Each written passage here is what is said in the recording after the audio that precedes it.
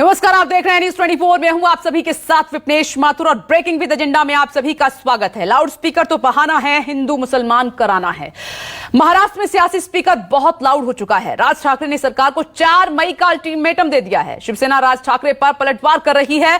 ओवैसी कह रहे हैं कि खुद को बड़ा हिंदू नेता बनाने की होड़ मची हुई है। एआईएमआईएम नेता इम्तियाज अली कह रहे हैं कि हमें राज ठाकरे को उनकी भाषा में जवाब देना आता है बखूबी, लेकिन यह मामला कानून का है। पूरे संग्राम में शरद पवार भी राज ठाकरे के निशाने पर रहे और राज ने साफ कर दिया है कि एनसीपी के आने के बाद ही महाराष्ट्र में जात पात की राजनीति शुरू हुई। औरंगाबाद पुलिस भाषण की जांच की बात कर रही है। इधर लाउड स्पीकर के अलावा एक और संग्राम शुरू हो चुका है और वो है बाबरी मस्जिद का, जिस पर शिवसेना और बीजेपी आमने सामने आ गए हैं। तो क्या महाराष्ट्र में सबसे बड़ा हिंदू नेता बनने की होड़ लगी हुई है? क्या महाराष्ट्र की राजनीति में हिंदू मुसलमान किया जा रहा है? इन सब मुद्दों पर बात करेंगे। बड़े पैनल के साथ होगी चर्चा। वरिष्ठ सहयोगी राजीव रंजन, प्रभाकर मिश्रा और संकेत पाठक से जानेंगे जमीनी सच्चाई है क्या, अपडेट लेंगे। लेकिन उससे पहले बयानबाजी सुन लीजिए।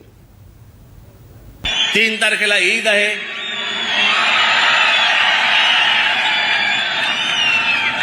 त्यांच्या सणामध्ये मला कुठच्याही प्रकारचं विष कालवायचं नाही। 4 तारखेपासून ऐकणार नाही।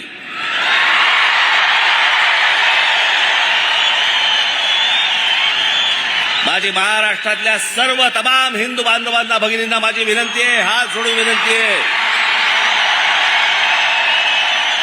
जिथे जिथे यांचे लाऊडस्पीकर लागतील त्यांच्या समोर दुप्पट आवाजाने तिथे हनुमान चालीसा तुमची लागलीच पाहिजे। हे कुठले आले घंटाधारी हिंदुत्ववादी? घंटाधारी हिंदुत्ववाद्यांनी आम्हाला गदाधारी हिंदुत्ववाद्याने हिंदुत्व शिकण्याच्या भानगडीत पडू नये। आमचं हिंदुत्व हे गदाधारी हिंदुत्व आहे।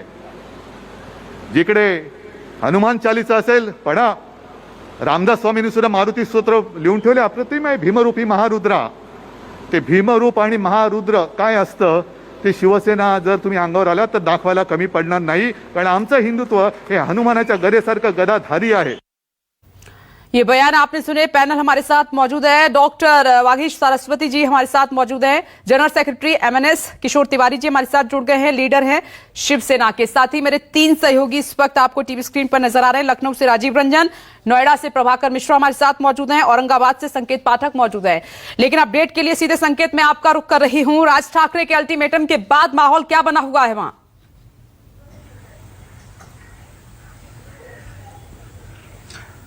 देखिए विपनेश, अगर पूरे महाराष्ट्र की बात करें तो अब ये जो लड़ाई है ये कहीं ना कहीं असली हिंदू और नकली हिंदू के ऊपर आकर खड़ी हो गई है, क्योंकि हम देख रहे हैं कि जब से राज ठाकरे ने अल्टीमेटम दिया है उसके बाद से तमाम जो पार्टियां हैं वो अपने आप को हिंदुत्व का ठेकेदार बताने पर तुली हुई हैं और खुद राज ठाकरे भी हिंदुत्व का पोस्टर बॉय बनने की दिशा में आगे बढ़ रहे हैं। खुद औरंगाबाद के मंच से उन्होंने कल जो भाषण दिया है, कहीं ना कहीं अपने आप में वो ये बता रहा है कि इसी मैदान से करीब 3 दशक पहले आपको बताऊं कि बाला साहब ठाकरे ने भी एक रैली की थी और उसके बाद शिवसेना का जो वर्चस्व है वो उस इलाके में बना था। संभाजी नगर की मांग भी उन्होंने रखी थी। कुछ उसी राह पर, हिंदुत्व की राह पर, हिंदुत्व का पोस्टर बॉय दिखाने की राह पर राज ठाकरे भी चल रहे हैं। और 3 तारीख का जो अल्टीमेटम है अजान और लाउडस्पीकर को लेकर, वो अभी भी उस पर कायम है और उन्होंने सीधे सीधे महाविकास अघाड़ी सरकार और पुलिस को चेतावनी दी है कि 3 तारीख तक सभी लाउडस्पीकर हटा लिए जाएं,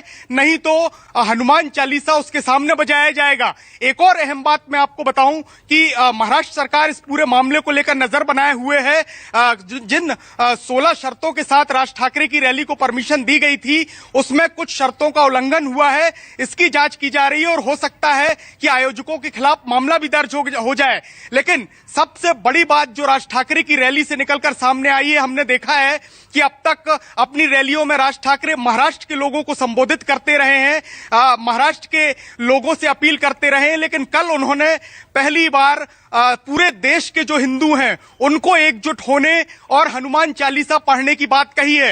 यानी कि कहीं ना कहीं हिंदू जननायक के तौर पर अपने को स्थापित राज ठाकरे करना चाहते हैं और कल की रैली में वही दिखाई दिया है। लेकिन जो 3 तारीख का अल्टीमेटम है वो अपने आप में राज ठाकरे की तरफ से तो चेतावनी है, लेकिन इसको लेकर जिस तरीके की बयानबाजी अब सामने आ रही है, एमआईएम का कहना है कि हम उन्हीं की भाषा में जवाब दे सकते हैं और अन्य जो स्थानीय नेता हैं वो भी कुछ इसी तरीके का बयान दे रहे हैं। ऐसे में महाराष्ट्र का जो कानून व्यवस्था है उसको लेकर भी अब सवाल खड़े हो रहे हैं। हालांकि महाराष्ट्र सरकार का यह कहना है कि वो इस पूरे मामले में नजर बनाए हुए हैं, लेकिन जिस तरीके की बातें कल औरंगाबाद की रैली में कही गई है, लोग कहीं ना कहीं उत्तेजित हो सकते हैं और 4 तारीख को देखना यह होगा कि महाराष्ट्र की राजनीति कहां जाती है। लेकिन सबसे बड़ा जो सवाल है वो कानून व्यवस्था को लेकर ही बना हुआ है, क्योंकि हिंदू मुस्लिम को लेकर जिस तरीके के बयानबाजी हो रही है, जिस तरीके की बातें कही जा रही हैं, उससे माहौल खराब हो सकता है। और अब 4 तारीख के बाद ये देखना होगा कि ये जो महाराष्ट्र की पूरी राजनीति है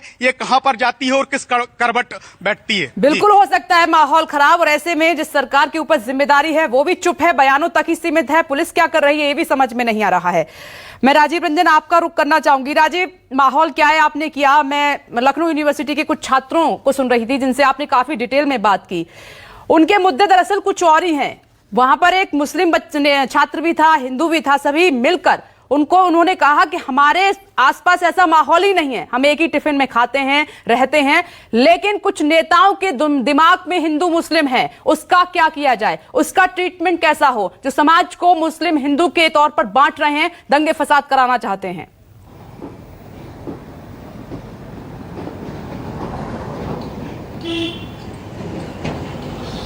जी देखिए, बिल्कुल ये हिंदुस्तान में कोई छोटी मोटी जनसंख्या मुसलमानों की नहीं है।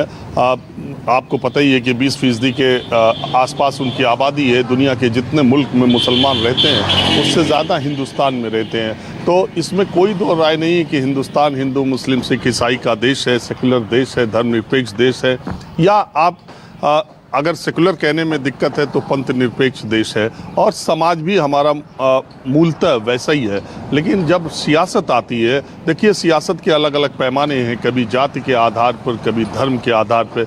मैं आपको बताऊं, पूर्व प्रधानमंत्री चंद्रशेखर ने आज के 20 बरस पहले कहा था कि अगर राजनीति को जाति के आधार पर बहुत तेजी से चलाया गया तो एक दिन धर्म की राजनीति उसे परास्त कर देगी। तो बात यह है कि 90 के दशक से लेकर के और प्रधानमंत्री नरेंद्र मोदी के आने तक या उसके थोड़े पहले तक राजनीति इर्द गिर्द उत्तर भारत की, खास करके उत्तर भारत की या दूसरे इलाकों की भी, अगर उसमें एनसीपी को भी जोड़ लिया जाए और दक्षिण को भी जोड़ लिया जाए, तो निश्चित तौर पर 90 के दशक के बाद राजनीति जाति के तौर पर, जाति के आधार पर बहुत तेजी से संचालित हुई थी। और उसके बाद अब आप देखिए धर्म के आधार पर, और धर्म की राजनीति ने जाति की राजनीति को पीछे छोड़ दिया है या हरा दिया है या इस वक्त परास्त कर दिया है।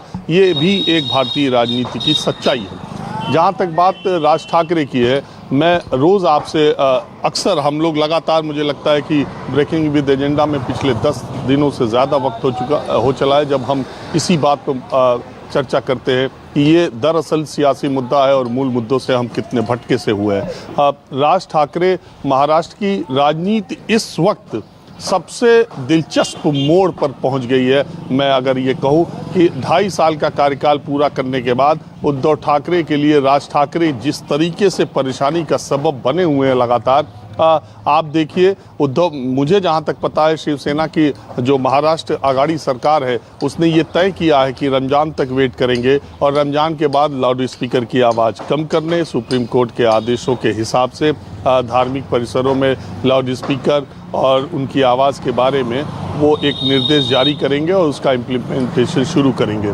लेकिन गौरतलब बात है कि महाराष्ट्र विकास आघाड़ी की सरकार में 3 दल शामिल है। आप कांग्रेस की तरफ से देखिए, आप एनसीपी की तरफ से देखिए, कहीं कोई उस तरह से बयान नहीं आ रहे। सीधे सीधे उद्धव ठाकरे, संजय राउत और राज ठाकरे आपस में भिड़े हुए हैं। इसमें देवेंद्र फडणवीस का भी आपने देखा किस तरह से बीएमसी के चुनाव का उन्होंने जिक्र किया। मैंने ये बात बिल्कुल लोगों को अपने दिलो दिमाग में दुरुस्त कर लेनी चाहिए कि ये जो मुंबई में और ये जो नगर स्थानीय निकाय के चुनाव होने हैं, नगरीय निकायों के, ये सब कहानी उसी के इर्द गिर्द बुनी जा रही है। राज ठाकरे देखिए हनुमान चालीसा की बात कर रहे हैं जो अवधी में लिखा हुआ है, जिसका अनुवाद ज़्यादातर भारतीय भाषाओं और कुछ विदेशी भाषाओं में भी हुआ है। लेकिन राज ठाकरे आज तक आपको रेयर हिंदी बोलते दिखेंगे। वो मराठी ही बोलते हैं। मराठी उन्होंने एक आंदोलन चलाया था कि मुंबई में दुकानों के ऊपर साइन बोर्ड में मराठी में ज़रूर लिखा जाना चाहिए। उसके हिसाब से पूरे मुंबई में लग भी गया। वो मराठी बोलते हैं, उन्होंने मराठी नेता के तौर पर पहले अपनी छवि बनाई और जिस तरीके से बाला साहब ने बनाई थी, और उसके बाद वो अब हिंदुत्व की तरफ, कट्टर हिंदुत्व की तरफ आकर के शिवसेना को चैलेंज करना चाहते हैं। शिवसेना अब बाला साहब ठाकरे के उस बयान को अगर वो कहती है कि बाला साहब ठाकरे ने बाबरी मस्जिद गिराए जाने के बाद सीधे सीधे देश के पहले वो शख्स थे जिन्होंने ओन किया था, जिन्होंने जिम्मेदारी ली थी, जिन्होंने कहा था कि हमारे शिव सैनिकों ने बाबरी मस्जिद गिराने का काम किया, क्या वो साहस उद्धव ठाकरे और संजय राउत आज के दौर में आक्रामक तौर पर कहने का साहस कर सकते हैं, जबकि वो एनसीपी और कांग्रेस के साथ गठबंधन में शामिल है? ये उनके लिए एक दिक्कत की बात है। और दूसरी तरफ राज ठाकरे को खोना कुछ भी नहीं है, उनके पास कहीं कोई चुनावी राजनीति में कहीं कोई चीज़ है नहीं। विधानसभा में एक विधायक, नगर पार्षद एक, तो उनको खोना कुछ नहीं है। राज ठाकरे को अपनी ज़मीन सामने दिखाई दे रही है। दूसरी बात है कि विद इन शिवसेना उद्धव ठाकरे एक मजबूत पार्टी की जो उत्तराधिकार है वो तो ले चुके हैं, लेकिन जो आइडियोलॉजी के हिसाब से बहुत सारे लोग महाराष्ट्र में ये मानते हैं कि शिवसेना ने कहीं न कहीं सरकार बनाने के लिए कॉम्प्रोमाइज़ किया है। तो अब राज ठाकरे जो पिछले 15 वर्षों 12-13 वर्षों में राजनीतिक ठौर ठिकाने की तलाश कर रहे थे, उसमें उनको एक उम्मीद सी बधी है और इसीलिए मराठी कार्ड छोड़ करके वो कट्टर हिंदुत्व का कार्ड खेल रहे हैं कि अगला जो चुनाव होगा, अगर भारतीय जनता पार्टी के साथ उनका गठबंधन बनता है तो भी, नहीं बनता है तो भी, तो इस चुनाव में वो उनकी अपनी उम्मीदें जगने लगी हैं और इसीलिए इसी का ताना बाना राज ठाकरे बुन रहे हैं। 4 तारीख का जो अल्टीमेटम उन्होंने दिया है, और उनका अल्टीमेटम वो माइक पर और सभा में उन्होंने दिया है निश्चित तौर पर, लेकिन सरकार, मैं कह रहा हूँ कि सरकार ने भी ये तैयारी की हुई है मेरी जानकारी के मुताबिक कि रमजान के बाद वो लाउड स्पीकर को कुछ फैसला लेंगे और निर्देश जारी करेंगे। और देखिए राजीव, दुर्भाग्य देखिए इस देश का कि जो मकसद था उसमें तो राज ठाकरे कामयाब हो ही रहे हैं। हिंदू मुस्लिम करके अपना जो हिंदुत्व कार्ड है वो तो खेल ही रहे हैं, और मुद्दे हम चिल्ला चिल्ला के कह रहे हैं राजनेताओं के लिए कि देश में और भी समस्याएं, उन पर बात कीजिए, लेकिन नहीं, राजनीति जिससे चमकती है वो उनको पता है। प्रभाकर मिश्रा, मैं महाराष्ट्र में देखिए 2 तरीके की चीजें हो रही हैं। एक अल्टीमेटम दिया गया था हनुमान चालीसा पढ़ने को लेकर नवनीत राणा और उनके पति रवि राणा की तरफ से, पुलिस भी एक्टिव हो गई, शिव सैनिक भी एक्टिव हो गए, खूब हंगामा हुआ, देशद्रोह का मामला दर्ज हो गया। लेकिन राज ठाकरे इतने दिनों से अल्टीमेटम दे रहे हैं, उस पर कुछ नहीं, चुप। उसकी जांच होगी, देखेंगे, चेक करेंगे, फिर कुछ होगा। अदालत क्या इसको नहीं देखेगी?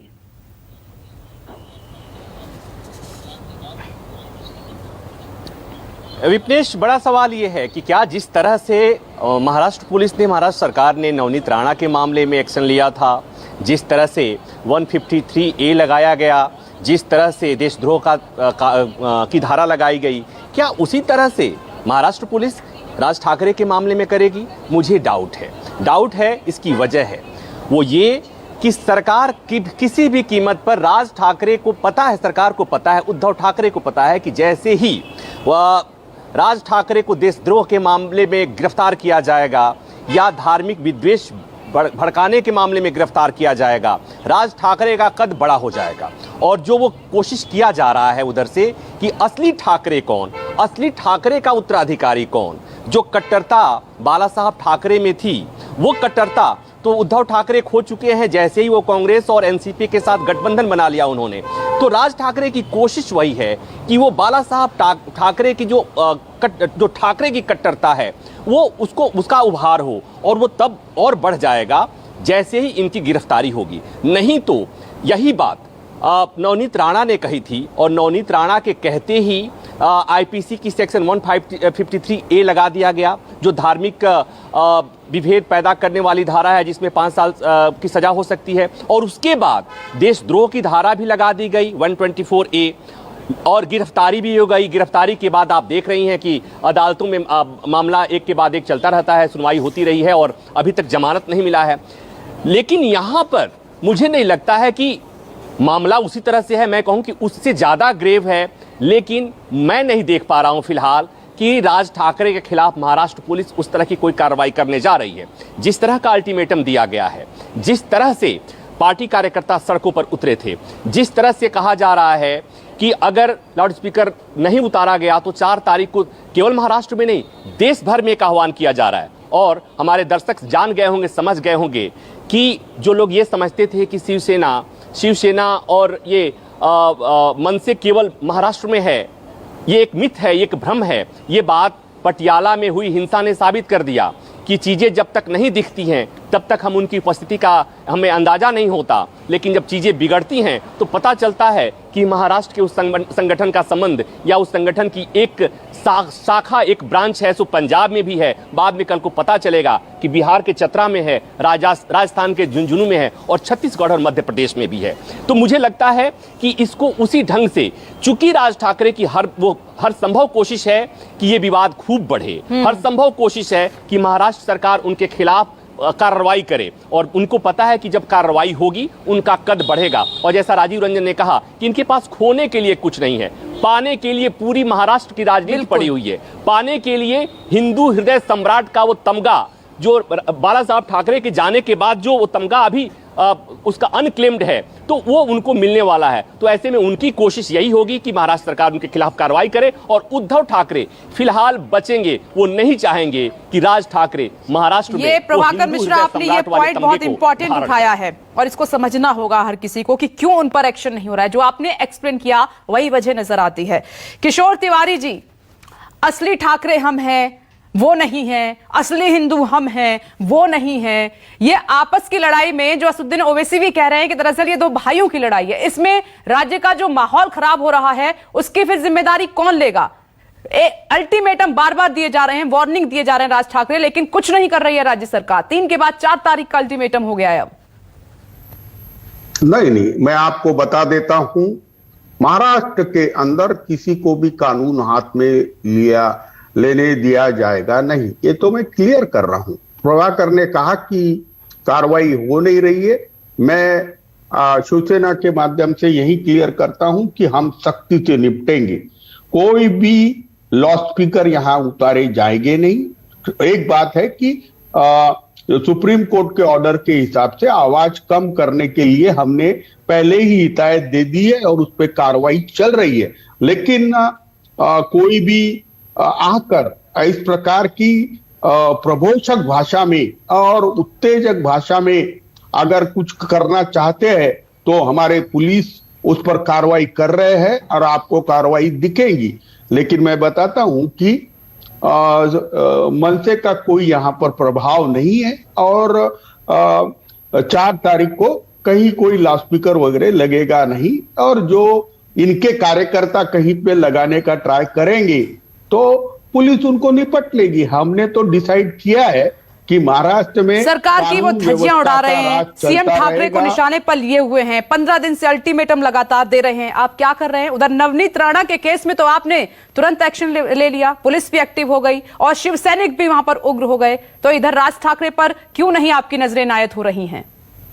देखो, वो लोग तो मुख्यमंत्री के आवास के अंदर हनुमान चालीसा पढ़ने को नहीं आ रहे थे। वो कह रहे थे कि मुख्यमंत्री पे शनि की दशा लगी है, मुख्यमंत्री निकम्मे हैं, काम नहीं करते और मुख्यमंत्री को सबक सिखाने आने वाले थे।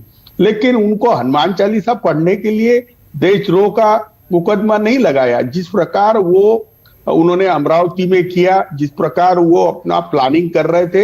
लेकिन आप देखिए, नहीं, राज ठाकरे भोगी कहें, राज ठाकरे कह रहे हैं कि सरकार कुछ नहीं कर रही है, सीएम हो तो योगी आदित्यनाथ जैसा हो, तो ये सब आपको नजर नहीं आ रहा है। और वो तो चलिए घर की बात कर रही थी, ठाकरे परिवार के घर की, लेकिन ये तो पूरे महाराष्ट्र की बात कर रहे हैं। आपको अंतर नजर नहीं आ रहा है क्या? देखो, महाराष्ट्र में दंगे भड़काने के लिए राज ठाकरे या नवनीत राणा, इनका जो वापर है या इनका यूज जो है वो बीजेपी कर रही है, क्योंकि कल बीजेपी के जो पूर्व मुख्यमंत्री देवेंद्र फडणवीस है, उसने भी इसी प्रकार के प्रभोषक भाषण दिया और इनका एजेंडा ठहरा हुआ है कि महाराष्ट्र में अशांति फैलाई जाए। और अब आप जो बोल रही है, तो मैं आपको ये बात क्लियर करना चाहता हूं कि हमने डिसाइड कर लिया है और अब हम देखेंगे कि महाराष्ट्र का सौहार्द या शांति कोई भंग करता है तो जिस तरीके से नवनीत राणा और रवि राणा इनको इन पर सख्ती की गई, उससे कड़ी सख्ती हम करेंगे। एक्शन अगर आप नहीं ले रहे हैं तो मेरे भाषण सहयोगी दिया, जो प्रभाकर मिश्रा कह रहे हैं तो उसी को ठीक माना जाए, क्योंकि इसके पीछे आप एक्शन नहीं ले रहे हैं ताकि अगर गिरफ्तारी हुई तो उनका हिंदुत्व का एजेंडा बड़ा हो जाएगा, आपकी राजनीति कमजोर हो सकती है। मैं आऊंगी आपके पास दोबारा। डॉक्टर वाकिश सारस्वती जी, मैं आपका रुख कर रही हूँ। ये बार बार जो सामाजिक मुद्दा कहकर महाराष्ट्र का माहौल खराब कर रहे हैं राज ठाकरे, ठीक लगता है आपको? और ये सामाजिक मुद्दा कैसे हो गया लाउड स्पीकर? माहौल बिल्कुल खराब करने की बात है ही नहीं। हमने कभी इस मुद्दे को धार्मिक बनाया नहीं है, लेकिन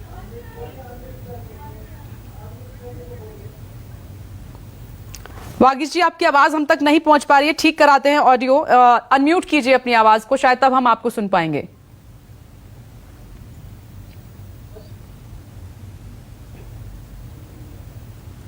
चलिए, ऑडियो तब तक हम ठीक कराते हैं। राजीव, मैं आपके पास आ रही हूं एक बार फिर से। राजीव, हिंदुस्तान में अगर ये हिंदू मुस्लिम होता रहा तो आप सोचिए कि आने वाली तस्वीर कितनी भयानक हो सकती है। और चंद कुछ नेताओं की वजह से अब बार बार ये बयानबाजी देंगे तो युवाओं की भावनाएं नहीं भड़केंगी क्या?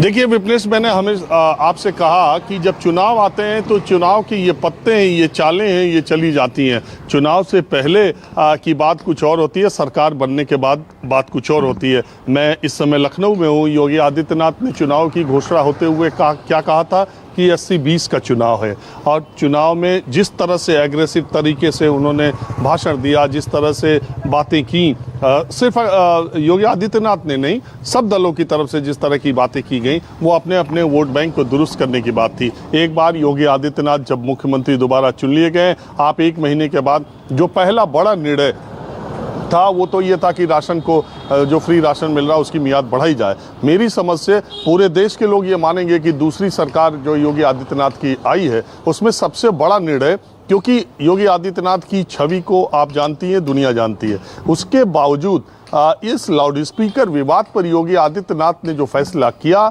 उनकी सरकार ने जो जमीनी स्तर पर उसका इम्प्लीमेंटेशन किया, वो चुनाव में उनकी कही गई बातों से अगर आप देखें तो बिल्कुल उलट है। आप देखिए, उन्होंने उसकी शुरुआत, मैं बार बार इस बात के लिए योगी सरकार की, उनके फैसले की और इम्प्लीमेंटेशन कराने वाले लोगों की तारीफ मैं देखता हूं जमीन पर। सबसे पहले योगी आदित्यनाथ ने गोरखनाथ मंदिर के लाउड स्पीकर उतरवाए, अपने खुद के मंदिर के, और जो लाउड स्पीकर सड़क की तरफ थे उसको वापस मंदिर की तरफ उसका मुंह मोड़ दिया।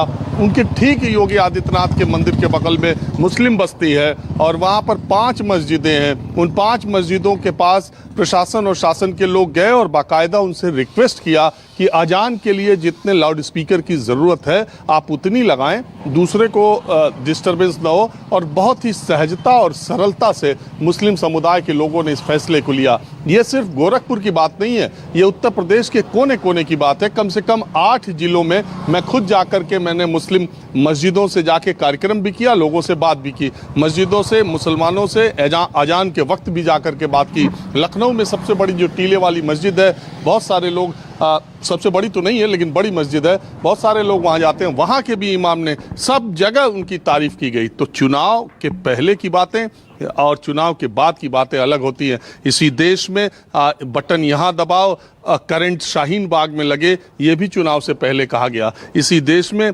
शमशान और कब्रिस्तान, दिवाली और रमजान की बात भी कही गई। इसी देश में 80-20 का भी चुनाव कहा गया। इसी देश में बहुत सारी बातें कही गई, जिन्ना की तारीफ भी अखिलेश यादव करते हैं जब चुनाव का वक्त आता है। तो अपने अपने तरीके से बात करते हैं। सरकार बन जाने के बाद सरकार पूरे प्रदेश की होती है और सबकी होती है, लेकिन चुनाव लड़ने के लिए आपको मुद्दा तो चाहिए। आप बताइए, राज ठाकरे इतने दिनों से उन्होंने पार्टी बनाई, ये माना जा रहा था कि महाराष्ट्र में बाल ठाकरे का जो स्वाभाविक उत्तरदायित्व है और जो उनका तेवर कलेवर था वो राज ठाकरे में है। लेकिन महाराष्ट्र के लोगों ने चुनावी राजनीति में राज ठाकरे को नहीं, शिवसेना को पसंद किया और शिवसेना के साथ गए। ये बात अलग है कि गठबंधन के साथ चुनाव लड़ने के बाद शिवसेना को मुख्यमंत्री पद अब चाहिए था और इसलिए उसने विरोधी दलों के साथ गठबंधन किया। लेकिन चूंकि इसमें भारतीय जनता पार्टी भी कुछ कहने की स्थिति में नहीं है, क्योंकि पूरे भारत के इतिहास में इतनी भोर में और इतने अपने विरोधी यानी शत्रु पार्टी के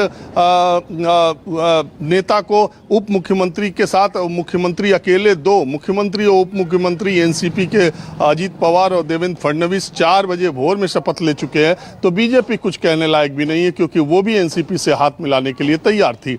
तो इसीलिए महाराष्ट्र की राजनीति एकदम अलग तरह से जा रही है। चुनाव का मसला है, राज ठाकरे सियासी जमीन खोज रहे थे, मुझे तो लग रहा था खोज क्या रहे थे, अब उसमें फसल आने लगी है। लहराएगी कितनी, काटेंगे कितना, ये अलग बात है, लेकिन निश्चित तौर पर उन्होंने अपने इस बाण से उद्धव ठाकरे को तो परेशान किया ही है, किया अपनी जो सियासी फसल है उसमें भी खाद पानी दे दिया है। सही कहा राजीव आपने। डॉक्टर वागीश, अगर मेरी आवाज आप तक पहुंच रही है तो जवाब दीजिए। सामाजिक मुद्दा लाउड स्पीकर है, ये कहकर कब तक आप माहौल खराब करवाते रहेंगे? ऐसे भाषण कब तक राज ठाकरे देते रहेंगे? क्या उनको अंदाजा नहीं है कि इन शब्दों से माहौल खराब हो सकता है, भावनाएं आहत हो सकती हैं? विपनेश, ये मुद्दा बिल्कुल भी धार्मिक वाला मुद्दा है नहीं, सामाजिक एक मुद्दा है। और सिर्फ ऐसा नहीं है कि हमने ये कहा है कि मस्जिदों के लाउड स्पीकर उतारे जाए, तय कैसे नहीं करेंगे? हमारे मरीजों को तकलीफ होती है, हमें तकलीफ होती है, कामकाजी महिलाओं को तकलीफ होती है, विद्यार्थियों को तकलीफ होती है, स्टडी करने में तकलीफ होती है। दिन में 5 बार नमाज होती है, सुबह 4:30 से 5 बजे तक नमाज होती है, नींद पड़ जाती है, ठीक से सो नहीं पाते हैं, बच्चों को तकलीफ होती है, छोटे बच्चों को। इसको सामाजिक समस्या कैसे नहीं मानेंगे आप? ये सिर्फ सामाजिक समस्या है, आप इसको समझने की कोशिश करेंगे तो ये सामाजिक समस्या है। जबरदस्ती वही जानना चाह रही हूँ कि राज ठाकरे एमएनएस ने कैसे तय कर लिया कि ये सामाजिक मुद्दा है, जबकि मामला देश की सर्वोच्च अदालत में है, तो ये कैसे सामाजिक मुद्दा रह गया? देश की सर्वोच्च अदालत में नहीं है विपनेश जी, देश की सर्वोच्च अदालत कह चुकी है। उसने 18 जुलाई 2005 को निर्णय दे दिया है। उसने अपने फैसले में कहा है कि लाउड स्पीकर की आवाज कम करें और रात को 10 बजे से लेकर सुबह 6 बजे तक लाउड स्पीकर ना बजाएं। ये सरकार सुन कहां रही है? अब तक इसका पालन कहां किया जा रहा है? और योगी सरकार ने बिना शोर मचाए हुए पालन कर दिया ना, चाहे मंदिर का हो, चाहे मस्जिद का हो, गुरुद्वारे का हो, या किसी भी धार्मिक स्थल का हो, चाहे वो दैनिक जागरण में बजने वाला लाउड स्पीकर हो या अजान में बजने वाला हो। हम तो सबके लिए बात कर रहे हैं ना, ये किसी एक धर्म का मुद्दा है ही नहीं। राज ठाकरे जी ने शिवाजी पार्क में हरे रामा हरे कृष्णा जो करने वाले लोग थे, उनको सुबह 6 बजे उनका लाउड स्पीकर बंद करवाया। तो इसका मतलब ये थोड़ी है कि वो सिर्फ मस्जिदों की अजान की बात कर रहे हैं। मस्जिदों की अजान माथुर जी 365 दिन चलने वाली समस्या है। और अपने जरा 1 सेकंड मुझे बात अपनी पूरी करने दे। ये साल में 365 दिन बजता है, पहले मस्जिदों के बजता है, पहले मस्जिदों के उतारो। जरा सुन लो, जरा क्या सुन लो। क्या ये बिल्कुल नहीं बोला है किशोर जी, मिस इंटरप्रेट मत कीजिए, बिल्कुल नहीं बोला है। सबका हमने कहा है सबको कीजिए, चाहे वो मंदिर का हो चाहे मस्जिद का हो, लाउड स्पीकर नहीं होना चाहिए। आपने भाषण नहीं सुना, तय डेसिबल के हिसाब से होना चाहिए। आपने भाषण नहीं सुना। आपके भाषण में कहा राज ठाकरे जी ने भाषण को मस्जिदों के उतरेंगे, बाद में मंदिरों के उतरेंगे। ऐसा तो यूपी में नहीं हुआ। ठाकरे जी को जानते हैं कि मैं जानता हूँ। राज ठाकरे जी जो बात करते हैं मुझे ज्यादा पता है, आपको पता है। मैं जो कह रहा हूँ वो राज ठाकरे जी का अधिकृत बयान है। ये सामाजिक मुद्दा है और सिर्फ सामाजिक मुद्दा है। मैं पार्टी का महासचिव हूँ, मैं जो कह रहा हूँ वही राज ठाकरे जी कह रहे हैं। और राज ठाकरे जी कभी भी धार्मिक सौहार्द बनाने की, बिगाड़ने की बात नहीं करते। सिर्फ सामाजिक समरसता होनी चाहिए। हमारे पास क्या मुस्लिम धर्मांध वाले धर्म पालन करने वाले लोग नहीं है? हम धर्मांध नहीं, हम हिंदू हैं, ठीक है। लेकिन अगर हिंदू गलत करेगा तो हम उसका भी विरोध कर। हम कह रहे हैं कि आरती की आवाज भी क्यों तेज हो? मंदिर के आप पर सीधा डॉक्टर वागीश आरोप है कि हिंदू मुसलमान कराकर आप सिर्फ अपनी राजनीति चमकाने में लगे हुए हैं। और आप कह रहे हैं कि सामाजिक सौहार्द की आपको चिंता है, तो इतनी बड़ी रैली में इस तरीके के शब्दों का इस्तेमाल राज ठाकरे नहीं करते। और ये बात सच है कि उनके पास खोने के लिए कुछ नहीं है, लेकिन हाँ, उनके शब्दों से, उनके बयानों से माहौल जरूर खराब हो सकता है, जिस तरीके की वो बयानबाजी कर रहे हैं। और हाँ, अगर आप लाउड स्पीकर हटवाना ही चाहते हैं तो उसकी भी एक प्रक्रिया है। जाइए ना, आप कानून का सहारा लीजिए, पुलिस का सहारा लीजिए, या खुद ही आप संविधान, कानून, न्याय सब कुछ आप ही बन जाएंगे। डॉक्टर वागीश, किशोर तिवारी कुछ कहना चाह रहे हैं। सीधा चैलेंज है आपकी सरकार को, ठाकरे सरकार को, जो मिली जुली आपकी सरकार है। किशोर तिवारी जी नजर नहीं आ रहे, चैलेंज कर रहे हैं वो लगातार। देखो, ऐसे उनकी कोई राजनीति का अस्तित्व नहीं है। पूरे भारत से जोड़कर 10-20 हजार लोग लाके वहां पर बोलना, किसी को भी लाउड स्पीकर मंदिर माफ कीजिएगा किशोर तिवारी जी, इस पे भी आपकी कथनी और करनी में अंतर नजर आ रहा है। राज ठाकरे के मामले में सिर्फ बयानों तक सीमित है आप लोग। नहीं, राज ठाकरे जी पर पुलिस कार्रवाई होगी और जब भी वो कानून हाथ में लेंगे तो होगी। ऐसा तो नहीं होता ना कि हाँ, उनके बयानों से जब महाराष्ट्र में दंगे फसाद कहीं शुरू हो जाएंगे, हिंसा हो जाएगी, तब पुलिस एक्शन में आएगी। अभी वक्त है तो ना तो सरकार जाग रही है ना पुलिस आपकी जाग रही है। नहीं, ऐसा नहीं है। पुलिस चुस्त दुरुस्त है और जागी हुई है। बीजेपी यह सब करवा रही है और केंद्र सरकार ही चाहती है कि महाराष्ट्र की सरकार अस्तित्व रहे। ये तो मोहरा है, ये मुखवटा है। राज ठाकरे को आप उतना सीरियसली मत लीजिए। ये सब लोग भी उन्होंने जोड़े थे।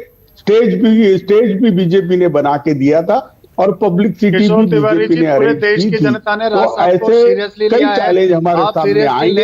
अभी पड़ने वाला नहीं है। महाराष्ट्र के सामने आपकी किसानों की सरकार समस्या डगमगाने है, लगी है, बेरोजगारों की शिवसेना समस्या है। के पैरों के नीचे से जमीन खिसकने लगी है, इसलिए आप इस तरह की बात कर रहे हैं। आप सीरियसली लें या ना मेरी लें, बात सुनिए। देश की जनता बहुत गंभीरता से ले रही है और राज ठाकरे जी की बात का अनुसरण कर रही है। पूरे देश में हनुमान चालीसा एक आंदोलन बना है। नहीं डॉक्टर वागीश जी, गंभीरता से नहीं ले रही है जनता। न्यूज़ 24 ये बता रहा है कि ये मुद्दा नहीं है दरअसल देश का, मुद्दे कुछ और हैं जिन पर राज ठाकरे को तपती धूप में बीच में महाराष्ट्र में बैठना चाहिए कि कोल का संकट है, महंगाई है, बेरोजगारी है, कोरोना का संकट है। इन मुद्दों पर बात करनी चाहिए, यह याद दिलाने की कोशिश हो रही है।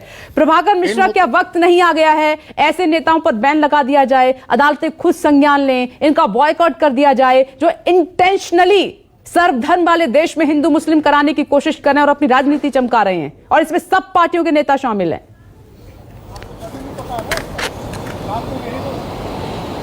विपनेश, हम पहले भी कहते रहे, अब भी कह रहे हैं कि इस तरह के भड़काऊ बयान के मामले में हमारी अदालतें, हमारे माई लॉर्ड्स हैं, वो सहिष्णु हो गए हैं।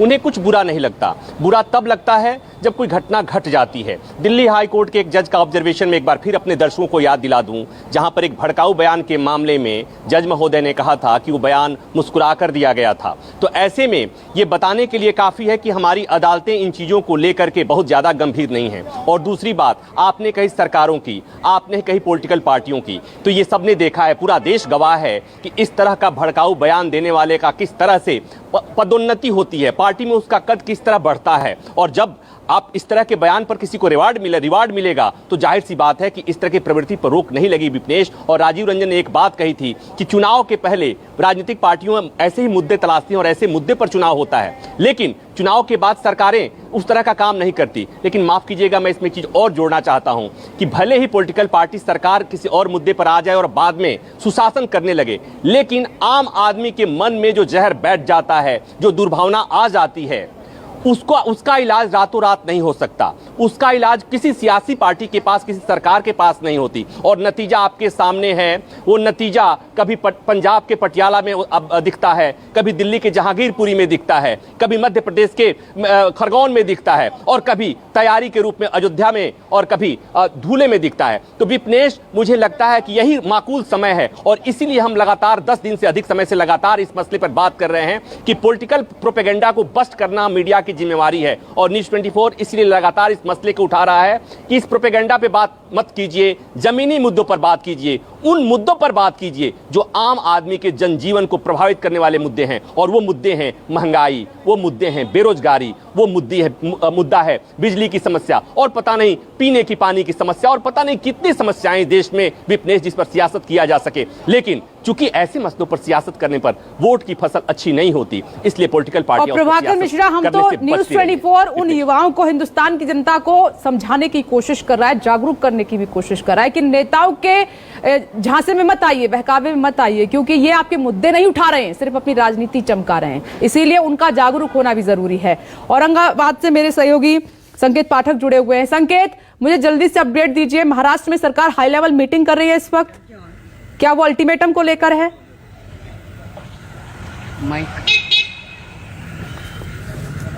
हाँ, बिल्कुल। महाराष्ट्र सरकार हाई लेवल मीटिंग करने जा रही है और ये इन्हीं सब मुद्दों को लेकर है, क्योंकि राज ठाकरे ने जो 4 तारीख का अल्टीमेटम दिया है कि 4 तारीख को वो सुनेंगे नहीं, अगर लाउड स्पीकर बजा तो वो हनुमान चालीसा लगाएंगे। इसको लेकर सरकार की तरफ से तैयारी तो की जा रही है। रोकना होगा, बढ़ले जाना होगा। प्रधानमंत्री नरेंद्र मोदी विदेशी